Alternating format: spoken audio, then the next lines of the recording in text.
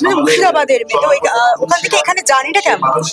Definitely ওখান থেকে আমি পড়াশোনা করতে এসেছিলাম, তারপরে এখানে আমার সিরিয়াল করা। ডেফিনেটলি ভীষণ ভীষণ ভালো জার্নিটা, খুবই সুন্দর একটা জার্নি। এখনো অবধি আমার জার্নিটা খুব সুন্দর রয়েছে, আর আশা করি আগামী পথও খুব ভালো হবে, আর সেটা সবার আশীর্বাদ চাইছি। মফস্বলের ছেলেমেয়েরা বা যারা কলকাতার বাইরে থাকেন তারা কলকাতায় এসে ইন্ডাস্ট্রিতে কিভাবে পা রাখবেন সেটাই বুঝতে পারেন না, যে আমাদের তো বাবা কাকা বা কেউ তো নেই আমাদের ব্যাকআপে। সেদিক থেকে তোমার স্ট্রাগলটা আর কি বলবে নিউ কামারদের? স্ট্রাগল ডিফারেন্ট ডিফারেন্ট হয় সবার। আমি মানে মনে করি কি নিজেকে, আমার নিজের সাথে লড়াইটা অনেক বেশি।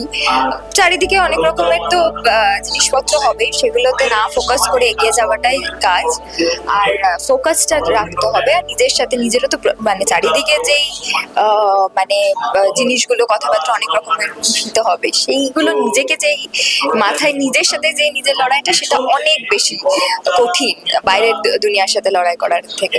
তো আমি বলবো নিজের সাথে যদি লড়াই করতে শিখে যাও, নিজের ওই খারাপ থট ভালো থটগুলো, নিজেকে সবসময় পজিটিভ থাকতে হবে।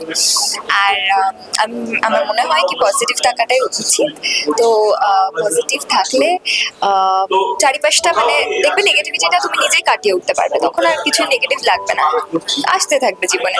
এখন অব্দি তো আমি যতটা এক্সপিরিয়েন্স করেছি এইটুকুই আমি বলতে পারি, পজিটিভ থাকো, মানে কখনো কারোর ক্ষতি করো না, নিজের ভালো আর নিজের সাথে নিজের লড়াই। এটা সবার আলাদা আলাদা পেস লাইফে, সবাই আমরা মানে কিছু না কিছু তো হবই, কিন্তু কারোর সাথে কম্পিট করে নয়, নিজের সাথে নিজের লড়াইটা যতটা ভালো করা যায় এটুকু।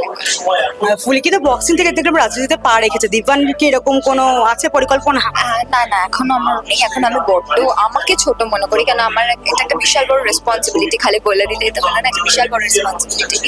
আমার যদি মনে হয় কোনোদিন আমি সেই রেসপন্সিবিলিটিটা নেওয়ার জায়গায় এসেছি এবার, তখন দেখা যাবে। বাট এখনো অব্দি আমি নিজেকেই সুন্দর করে গোছাচ্ছি। একটা খবর আমরা যেটা পাচ্ছি যে ফুলকি নাকি শেষ হচ্ছে, সৃজিত মুখার্জির কোন একটা ফিল্মে তুমি ডেবিউ করছো। না, ফুলকি শেষ হচ্ছে না, বাট পরেরটা ঠিক।